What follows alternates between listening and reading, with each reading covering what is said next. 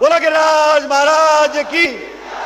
अरे भले आदमियों, इतने लोग आए, भारत की थी, और ये तो भरतपुर की मिट्टी है। यहां भरतपुर की मिट्टी में और यहां के पानी में एक अलग तरह का करंट है। ये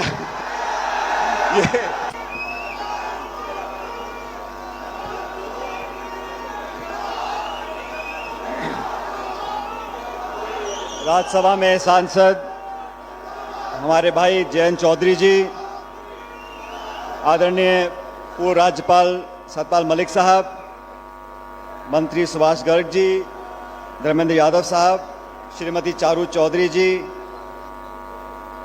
मदन भैया जी, अजय कुमार जी, चंदन सिंह जी, अमर सिंह जाटव साहब, मंच पर बहुत सारे हमारे नेता आज मौजूद हैं। आज 23 दिसंबर को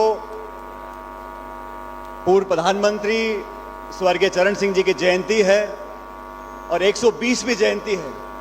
आज मैं इस मंच के माध्यम से अपनी तरफ से उनको बहुत बहुत श्रद्धांजलि देना चाहता हूं और मैं धन्यवाद करना चाहता हूं जयंत जी का कि इन्होंने आज यहां पर आदरणीय स्वर्गीय चरण सिंह जी को याद करने के लिए, उनको नमन करने के लिए इस कार्यक्रम का आयोजित किया और इस कार्यक्रम में मुझे आमंत्रित किया।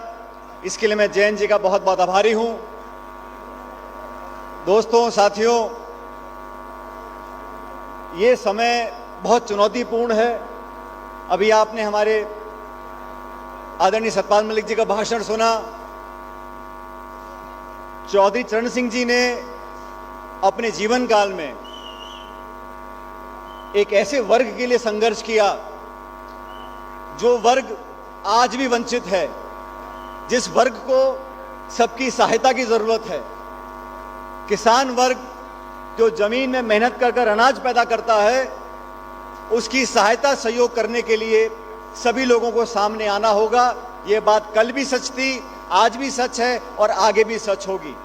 इसलिए आज मंच पर जितने सब लोग बैठे हैं वो सब किसानों के लिए, मेहनतकश लोगों के लिए और इस देश की उस जनता के लिए जो इस पूरे मुल्क का पेट पालती है, उन लोगों के लिए एक साथ खड़े होने का समय आ गया। इसलिए दोस्तों, बुजुर्गों, नौजवान दोस्तों,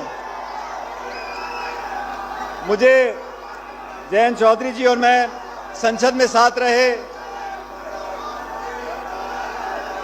स्वर्गीय अजीत सिंह जी और मैं भारत सरकार में हम लोगों को साथ काम करने का मौका मिला और आज मैं स्वर्गीय चरण सिंह जी की जयंती पर आप सब लोगों से आवेदन करने आया हूं कि हमें उस महान आत्मा को याद करना चाहिए जिन मुद्दों को लेकर, जिन लोगों को लेकर वो आगे बढ़े थे। आज जरूरत है कि सबको मिलकर काम करना चाहिए और आने वाले समय में इस समाज में जो चुनौतियां हैं, अगर उन चुनौतियों का सामना करना है तो सबको मिलकर करना पड़ेगा। केंद्र की सरकार ने जो 3 कृषि कानून लागू किए थे, हजारों लाखों किसानों ने दिल्ली की घेराबंदी करी। जयंत जी ने पूरे पश्चिम उत्तर प्रदेश में मुहिम को साथ दिया और अंत में केंद्र सरकार को अपना सर झुकाकर माफी मांगकर वो तीनों काले कानून वापस करने पड़े। ये इस बात को दिखाता है जब किसान एकजुट हो जाएगा, जब किसान की बात को मजबूती मिलेगी तो बड़े से बड़ी ताकत को हमारे सामने झुकना पड़ेगा।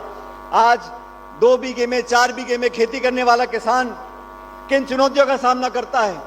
खाद की, बीज की, बिजली की, पानी की क्या दरें हो गई हैं और ऐसे कानून बना दें जो किसान की कमर तोड़ दे। ऐसे लोगों को मुंह तोड़ जवाब देना बहुत जरूरी है।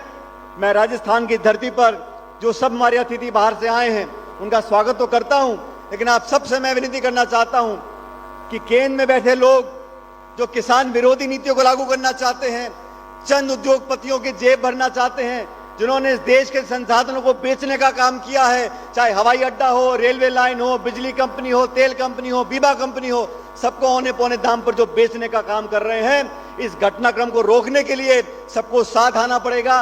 और भारतीय जनता पार्टी जैसी पार्टी जो लोगों के विरोध में काम करती है, उसको मुंहतोड़ जवाब देना पड़ेगा। मैं तमाम नौजवान साथियों को आह्वान करना चाहता हूं, जयंत जी, आप उत्तर प्रदेश में या बाकी राज्यों में हम सब लोग मिलकर भारतीय जनता पार्टी को, अगर हम सब लोग इकट्ठा मिलकर काम करेंगे तो कोई कितनी बड़ी ताकत लेकर आ जाए, लेकिन किसान के सामने उसको झुकना पड़ेगा, ये संदेश यहां से जाना चाहिए। आज हम चरण सिंह जी को याद करते हैं, उन्होंने हमेशा विचारधारा से उठकर किसान की बात की थी, नौजवान की बात की थी, किसानों को जोड़ने की बात की थी। और ये तो भरतपुर की मिट्टी है, यहां भरतपुर की मिट्टी में और यहां के पानी में एक अलग तरह का करंट है।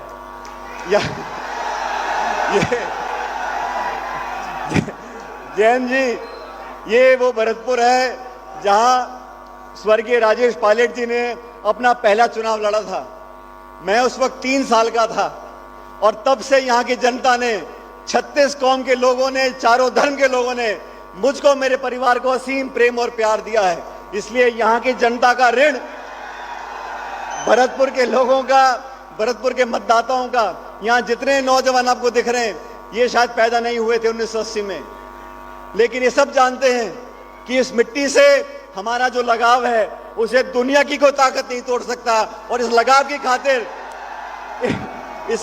खातिर मैं आपको यह आश्वासन देना चाहता हूं कि जिस मुद्दे को लेकर आप भी लिखने हैं सदन में, सड़कों पर, हमारे राहुल गांधी जी यात्रा कर रहे हैं, लोगों को जोड़ने की बात करते हैं, महंगाई, भ्रष्टाचार, भुखमरी, बेरोजगारी, इन सब मुद्दों से जूझने के लिए हम सबको मिलकर संघर्ष करना पड़ेगा। और मुझे पूरा विश्वास है 2024 का जब चुनाव आएगा, ये जो भाजपा का गठबंधन है, अगर सब लोग उत्तर, पूर्व, दक्षिण मिलकर काम करेंगे तो केंद्र की सरकार को भी हम लोग हटाएंगे और यहाँ पर किसानों को आगे बढ़ने का मौका हमें मिलेगा। आज आपने मुझे यहाँ पर आमंत्रित किया, मैं आपका धन्यवाद करना चाहता हूँ। आपका राजस्थान आप आए, आपका स्वागत करना चाहता हूं और यहाँ के 36 कौम के लोगों से आवेदन करना चाहता हूं, आने वाले समय में मिलकर काम करेंगे और जो वादे किए हैं उन वादों को हम पूरा करेंगे। मेरे साथ जोरदार नारा लगाना, बोलो गिरिराज महाराज की। अरे भले आदमियों, इतने लोग आए बाहर से और आवाज आपकी निकल नहीं रही। बोलो गिरिराज महाराज की। गर्ग साहब कहाँ हैं? गर्ग साहब बोले, आप भी नारा देना, गर्ग साहब भी बोलो गिरिराज